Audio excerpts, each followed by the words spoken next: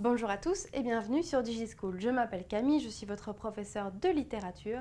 Aujourd'hui, c'est la troisième vidéo que nous consacrons au rêve et à l'onirisme dans les mains libres. Nous allons étudier à présent la présence des dérivés du rêve dans le recueil.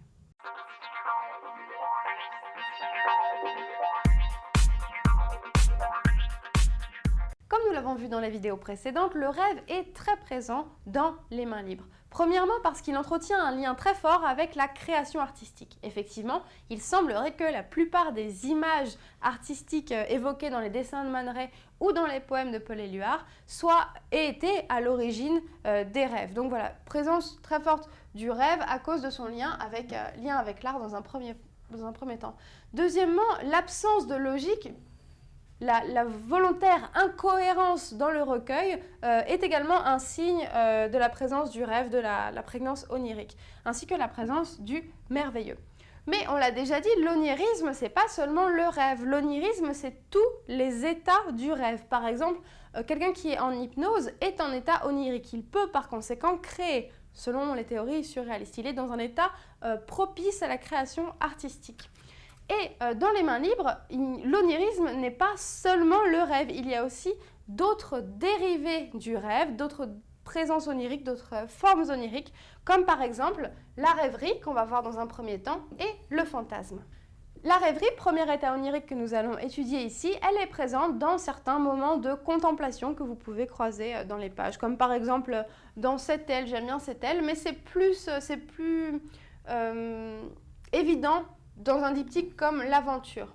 Alors pourquoi? L'aventure présente le dessin, présente une femme sous un fronton, face à la mer, face à l'horizon, le bras replié sur son visage, comme si elle regardait vers le lointain. Ça nous évoque, ça m'évoque à moi personnellement, mais je pense qu'à vous également, soit la nostalgie, soit la volonté du départ, la volonté du voyage. Quoi qu'il en soit, cette femme a l'air d'être en train de rêvasser, elle a l'air d'être en train d'être perdue dans ses pensées, techniquement. Donc, elle est en état onirique à ce moment-là. Et c'est ce que renforce la première strophe du poème, si on la lit ensemble. Prends garde, c'est l'instant où se rompent les digues, c'est l'instant échappé aux processions du temps, où on joue une aurore contre une naissance. Donc voilà, c'est ici au deuxième vers, l'instant échappé aux processions du temps. La rêverie permet d'échapper au temps, tout comme le rêve. Elle nous permet de nous connecter à un surréel et donc d'accéder après à la création artistique éventuellement. Deuxième état onirique différent du rêve que nous allons évoquer dans cette vidéo, c'est le fantasme. Alors pour le fantasme, vous avez l'embarras du choix. J'ai choisi le diptyque L'essence parce que c'est là où le fantasme est le plus évident. La femme dans le dessin de Man Ray semble être en proie à un orgasme et on voit un aspect assez, premièrement, abandonné dans son apparence, elle a le visage renversé comme dans une extase, mais également un aspect très animal, un érotisme très animal qu'on voit par la présence des dents, mais aussi par la mise en avant des premières phalanges de sa main, qui rappellent les griffes qui avaient été évoquées dans la préface de Paul Éluard. Donc voilà, une mise en évidence, une description de l'orgasme féminin qui tient forcément du fantasme. Le poème de Paul Éluard renforce l'érotisme du dessin de Man Ray. Alors on va lire rapidement la deuxième strophe ensemble. Entends le rubis éclore, la turquoise se faner.